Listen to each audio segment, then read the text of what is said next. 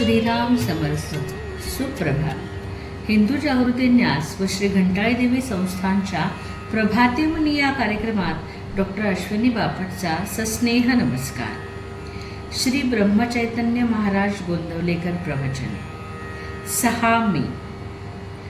स्वार्थ आवरल्याने परस्पर प्रेम वाढते.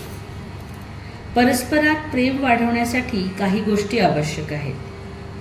एक बारीक-सारीक गोष्टींकडे दुर्लक्ष करून प्रत्येकाच्या स्वभावाला थोडी थोडी सवलत ठेवावी, म्हणजे द्वेष वाढणार नाही. दुसरी, सर्वांना प्रेमाची अशी जी एखादी जागा असेल त्याकडे दृष्टी ठेवावी.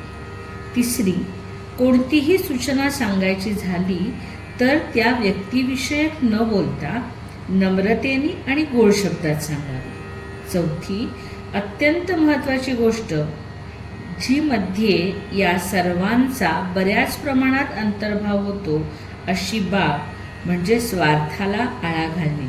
म्हणजे मी स्वतः जितका माझ्याकरता आहे असे वाटते त्याच्यापेक्षाही जास्त मी दुसऱ्याकरता आहे असे वाटणे ही होय. आणि ही जाणीव ठेवून त्याप्रमाणे वागणे हेच प्रेम वाढवायला मदत करते. ज्या माणसाला स्वार्थ साधायचा नाही त्याला कमी पडणे शक्यच नाही. जिथे निस्वार्थीपणे आहे तिथे भगवंताला पुरवठा केलाच पाहिजे. आता स्वार्थाचा विचार करताना असे सहज वाटते की मी कुठे स्वार्थी आहे, मी कुठे कुणाजवळ काय मागतो. पण एवढ्याने स्वार्थदृष्टी नाही असे म्हणता येणार नाही. अहंकारा इतकाच स्वार्थ जबरदस्त आहे. त्याच्या मुळ्या इतक्या खोल आणि सूक्ष्म असतात की त्यांचा पत्ताच लागत नाही.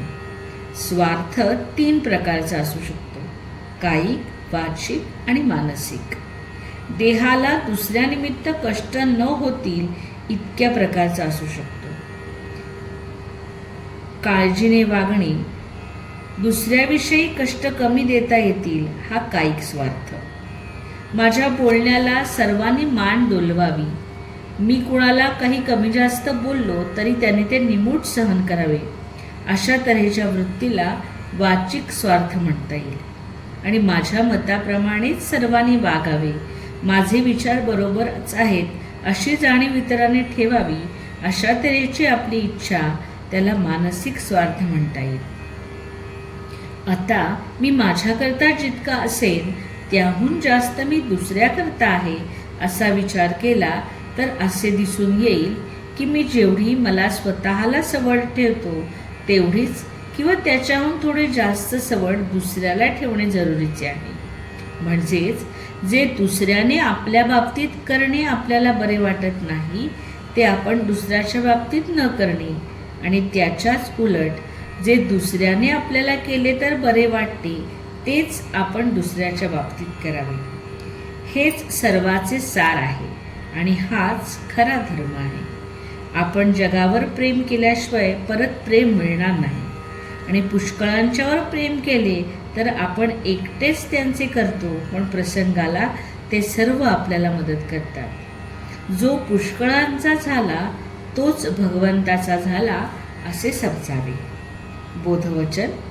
जो निस्वार्थ बुद्धीने प्रेम करतो त्याला आनंद खास मिळतो.